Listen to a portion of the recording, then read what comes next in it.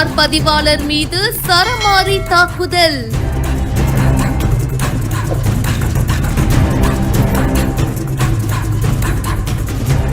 ஆபீஸ்க்குள்ளேயே வந்து தாக்குன பரபரப்பான சிசிடிவி காட்சிகள்.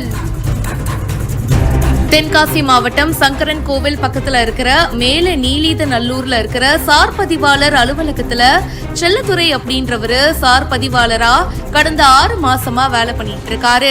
அதே பகுதியை சேர்ந்த முனிஷ் பாண்டி கூட 3 பேர் பாத்தீங்கன்னா உரிய ஆவணங்கள் இல்லாமல் குறிப்பிட்ட ஒரு சொத்தை வந்து பதிவு பண்ணணும் அப்படின்னு சொல்லிட்டு அவரை கம்பல் பண்ணிட்டு வந்ததா கூறப்படுது. ஆனா சார் பதிவாளர் செல்லதுரை இதுக்கு வந்து உடன்படல போல இருக்கு. இதுல ஆத்திரம் அடைந்த முனிஷ் பாண்டி அலுவலகத்துல இருந்த செல்லதுரைய சரமாரியா தாக்கி இருக்காரு.